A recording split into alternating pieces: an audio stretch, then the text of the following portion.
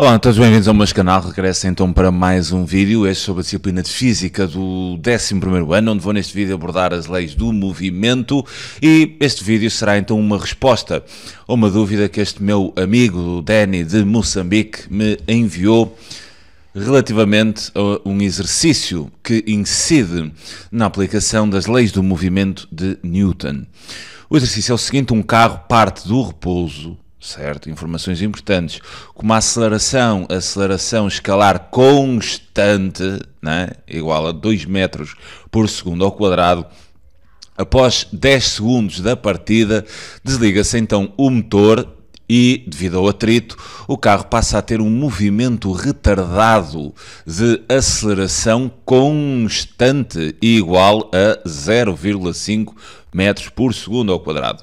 O espaço total percorrido pelo móvel desde a sua partida até atingir novamente o repouso foi de, e teremos aqui 4 opções. Eu vou resolver esta questão de duas formas distintas. Nesta primeira abordagem, eu vou aplicar então estas leis do movimento de Newton e depois vou resolver a mesma questão de uma outra forma, aplicando então um conceito um pouco mais gráfico. Daria para resolver das duas maneiras, visto que esta aceleraçãozinha é constante. Então, para resolver segundo as leis do movimento, eu vou fazer assim aqui, quer dizer, o filme da situação. Eu vou traçar assim aqui uma reta, que há de ser assim a estrada na qual o móvel se deslocou. Vou representar assim aqui o carro. Isto há de ser a situação inicial. Não liguem aos meus desenhos, porque são assim umas coisas, não é? Demasiado rudimentares. Vamos ter aqui uma situação inicial A, né, que é quando o carro começa o movimento partindo do repouso. Depois assim aqui à frente vou voltar a desenhar o móvel e será a situação onde o motor é desligado. Será o ponto B desta situação, e depois um pouco mais à frente, então eu vou representar o terceiro frame, que há de ser simplesmente o instante em que o automóvel volta a parar. E vou colocar aqui alguns dados que me darão jeito. Eu vou imaginar que aqui a estrada, quer dizer, aqui há de ser assim os 0 metros, né? E há de ser assim um espaço percorrido aqui 50 metros, 100, 200, não sei, por aqui. Aqui há de ser assim a contagem inicial relativamente ao espaço, e vou começar a colocar os dados. Se o carro parte do repouso, quer dizer que nesta situação a velocidade inicial é igual a 0 metros por segundo. E a ter uma aceleração constante, a partir deste momento, igual a 2 metros por segundo ao quadrado. Quer dizer, então vou definir assim o sentido positivo para lá, porque sou eu que defino, né? E apetece-me que seja para lá. Podia fazer ao contrário, não há problema nenhum. E sabemos então que o carro acelera de uma forma constante. Então nós aqui, nesta situação, de A para B, vamos ter um movimento retilíneo uniformemente acelerado. Onde vou colocar aqui no móvel, o vetor aceleração, né? E se é o movimento retilíneo acelerado, uniformemente acelerado, vou colocar também o vetor velocidade, ok? Assim aqui. Não é o V0, V0 é 0, não existe, mas a partir do momento que o carro sai, né, há de haver um vetor velocidade, que se estamos no movimento acelerado, a velocidade e a aceleração têm o mesmo sentido. Este ponto inicial será também o instante zero, ou seja, onde o T é igual a 0 segundos, né? E então tenho aqui uma aceleração, também vou marcar 2 metros por segundo ao quadrado. Esta esquematização da situação é crucial em física. Uma coisa é vocês olharem para o texto, outra coisa completamente diferente será olharmos para um esquema. Depois, após 10 segundos da partida, desliga-se o motor. Então aqui neste carrinho, né, eu vou ter aqui o tempo será igual a 10 segundos. Desliga-se então o motor e, devido ao atrito, o carro passa a ter o movimento retardado de aceleração constante e de módulo igual a 0,5. Então cuidado, quer dizer, daqui de B, da A até B, o movimento é retilíneo uniformemente acelerado. Se a partir de B desliga-se o motor e há atrito, o movimento será retardado até parar. Então aqui neste trajeto BC vamos estar perante um movimento retilíneo uniformemente não acelerado, mas retardado. Ou seja, a aceleração que será dada pela resultante das forças, que será igual à força de atrito, né? Há de apontar no sentido contrário da velocidade, daí o movimento ser então retardado. A velocidade é uma seta sempre apontada para o sentido do movimento. Se a aceleração tem o mesmo sentido da velocidade, aí temos perante um movimento acelerado. Se a aceleração tiver sentido contrário da velocidade, estaremos perante um movimento retilíneo, neste caso uniformemente retardado. Mais dados que eu tenho então aqui o valor da aceleração. Então sei aqui que a aceleração será 0,5 metros por segundo ao quadrado. E o que é que eu sei mais? Sei ali o instante é 10. Não sei aqui este x. Vou colocar assim aqui isto como x1. E depois, no final, não sei o tempo. Não sei o tempo que ele vai demorar até chegar à posição C, mas sei que se para em C, sei que a velocidade em C terá que ser igual a 0 metros por segundo ao quadrado. E terei assim aqui um x2, onde este x2 há de ser aquilo que me estão a questionar, ou seja, o espaço, né, que o automóvel percorreu desde os 0 metros até esta posição, ok? Depois de fazermos o esquema,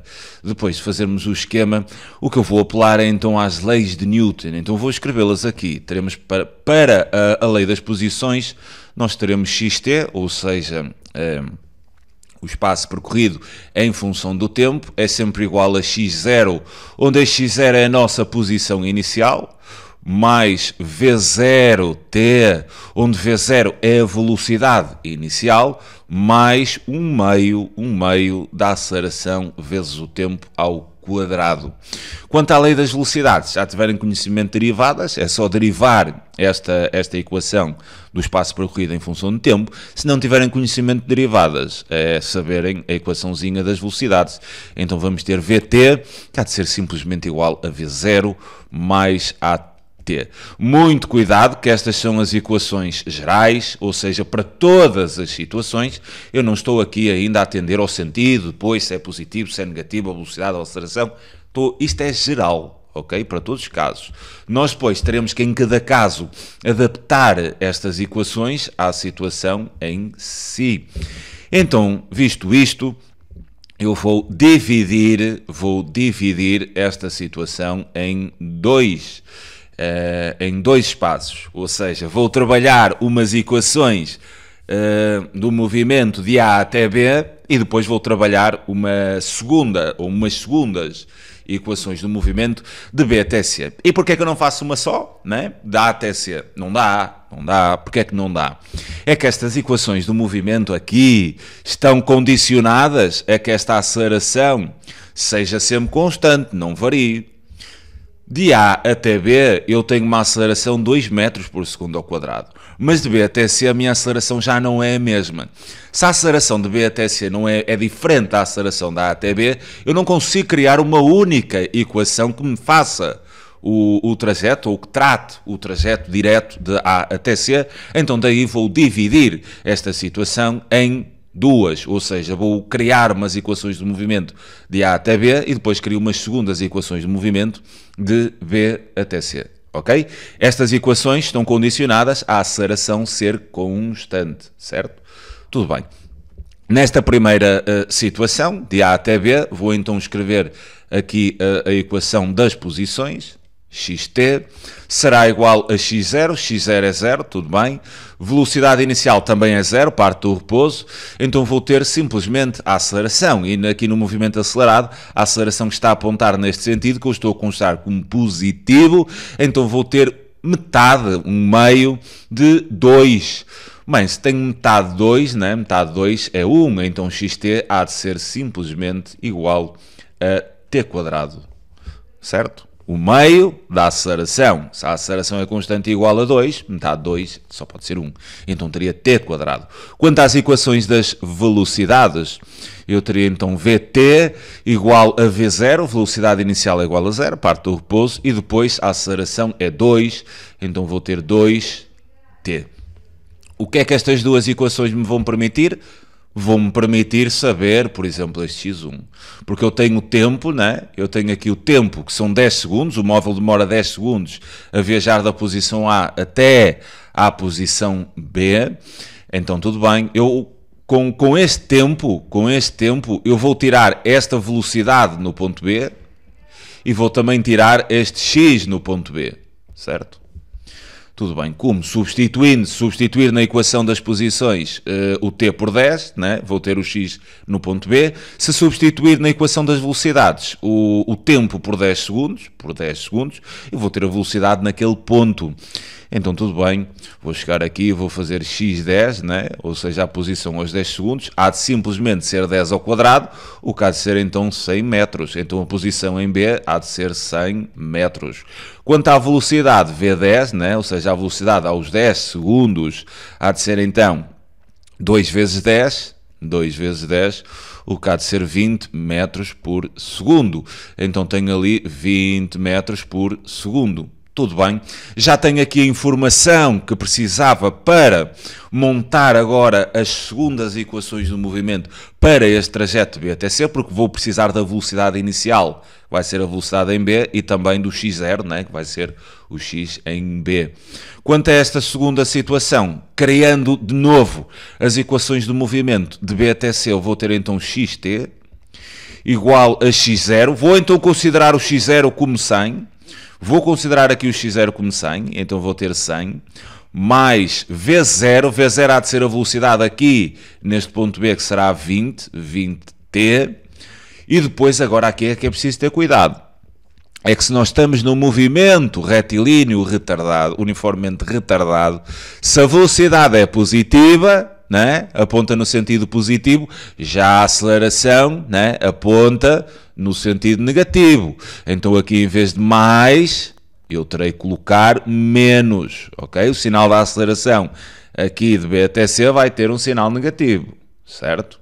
Não é porque o movimento seja retardado, a aceleração tem obrigatoriamente que ser negativo. O que ela tem que ser, o que ela tem que ter, a aceleração e a velocidade, tem que ter sentidos contrários, ok? Pode acontecer o caso da aceleração ter sentido positivo e estarmos perante um movimento retardado. Se, e só se, né, a velocidade tiver sentido negativo. Ou seja, sempre que a aceleração e a velocidade tiverem sentidos contrários, independentemente de quem é quem, nós vamos estar perante um movimento retilíneo uniformemente retardado.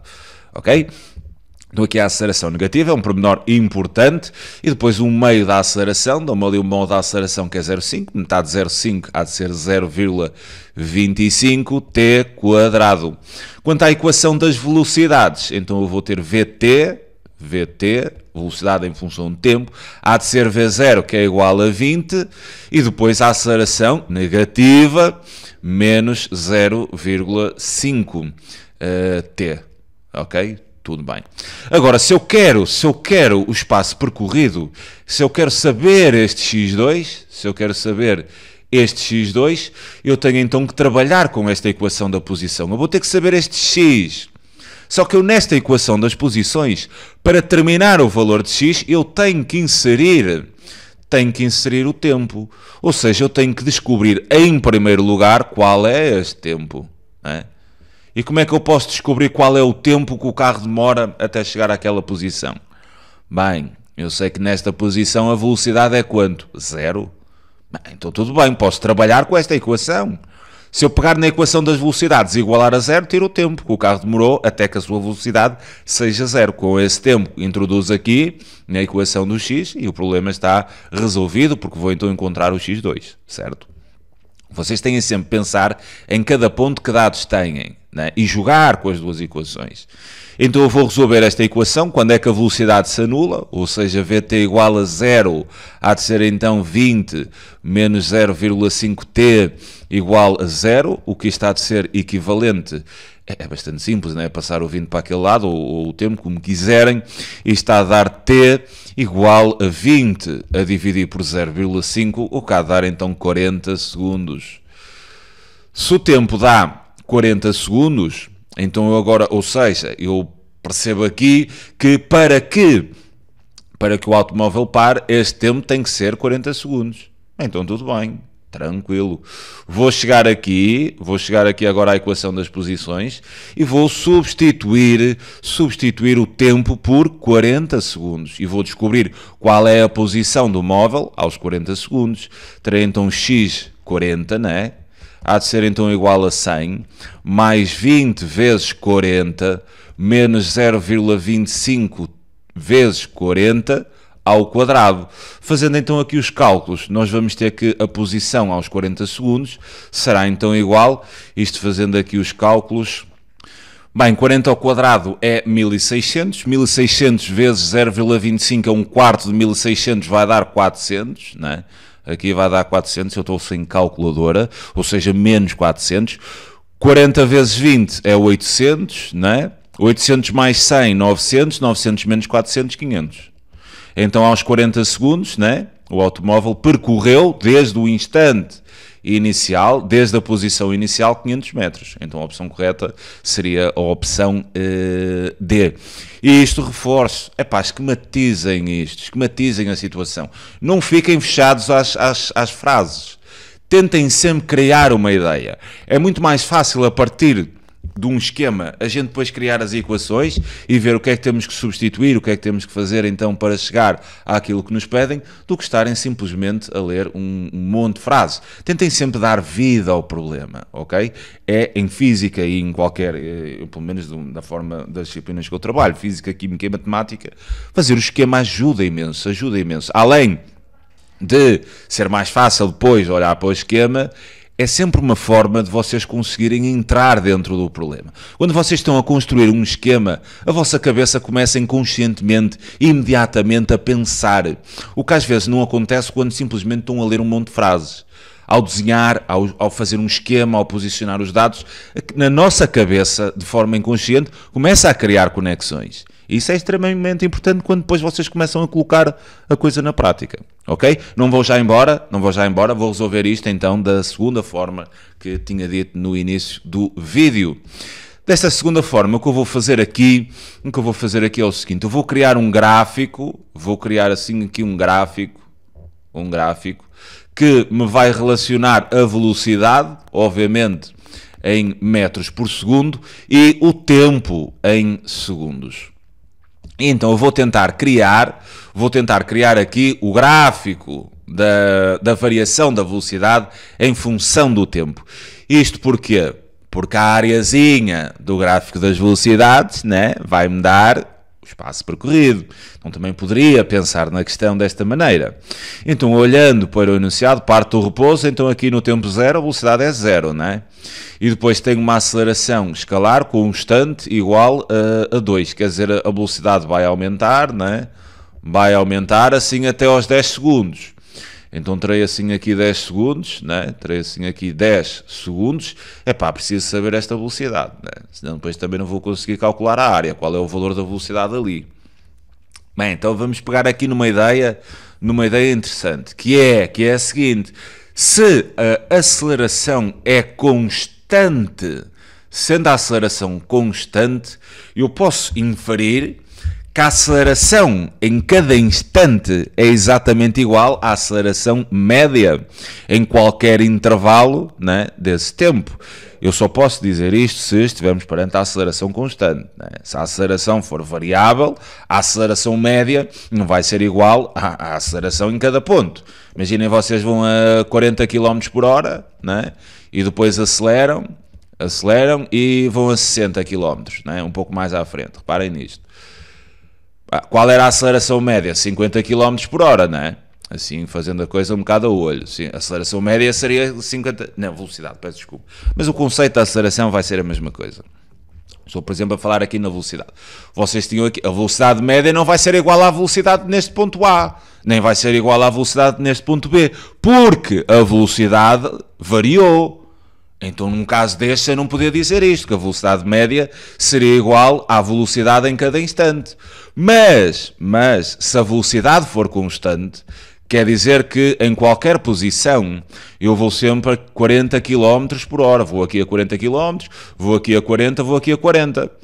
Qual vai ser a média da velocidade? Vai ser 40. E qual é a velocidade em cada... É 40. ok? Então se a aceleração for constante, a aceleração média há de ser igual à aceleração em qualquer ponto, certo?